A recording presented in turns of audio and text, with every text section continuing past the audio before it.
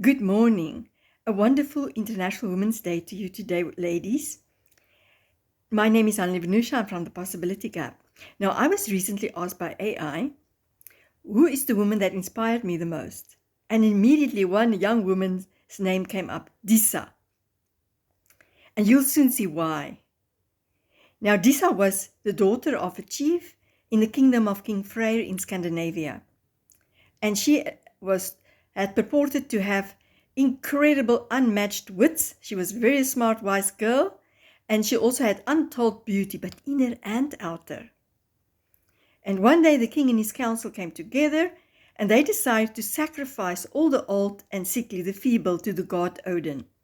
Now Disa immediately didn't agree, and she came to defend the old and the sickly. And the king just looked at her and he said to her, "Hey, missy, what do you think you know? Go and get us some mead." And this put Disa in a righteous fury. And she challenged them to set upon her a task that they thought would be impossible. If she win, they have to not sacrifice the old and feeble, the sickly, but if she lost, she would forfeit her own life. Now that is really courageous, that's brave, but that's also showing her a level of confidence and conviction about her own abilities. And then they came together and they dreamt up this plan to give her this riddle to fulfill, which they thought would be impossible, right? Let's see. She had to travel to the island of Thule, not dressed or undressed, yes, not during the day or night. Also, she was not allowed to travel by foot, horse, wagon, or ship. Now, that's a time way before planes and cars and so forth. Just take that in mind, and also take into account the frigid weather conditions in Scandinavia, especially in winter.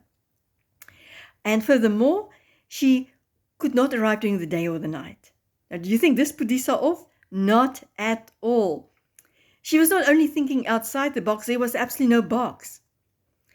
Now, Disa arrived on a sleigh pulled by a reindeer. Now, just keep in mind, at that time, reindeers were not domesticated yet. So she had to have a special relationship with nature and other creatures to convince this wild animal to take her to the island of Thule. Now, what about being dressed or undressed? Now, this is really awesome. She arrived in a fishnet. And to add to that, she arrived at dusk, so not during the day or the night, and she arrived during full moon. And the legend says that from that day forward, of course, obviously, she won the bet, and the old and feeble were not sacrificed to god Odin. But from that day forward, the Scandinavians realized the importance of domesticating reindeers, and that's when they started to do that. Now, this is awesome. We think this is incredible. This is smart. This is really intelligent. But she applied possibility 3D thinking. That's what we must do today with everything that's going on in our world. So we would like to invite you to also join us on Possibility Navigator on Patreon, where we explore other possibilities like she did. She was not only, like we said, thinking outside the box. There were absolutely no box, and that's already one leap forward.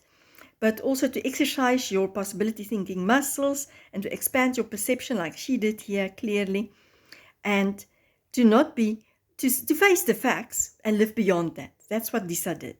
And that's our invitation to you today. So join us. We have a special event on Pi Day, which is also Einstein's birthday on the 14th of March. We would like to invite you to join us during a Pi Day possibility thinking adventure. And the link to register will be in the comments below. So have a wonderful International Women's Day, and let Disa inspire us all to think completely differently and to face the facts and live beyond them. Have a lovely day. Bye-bye.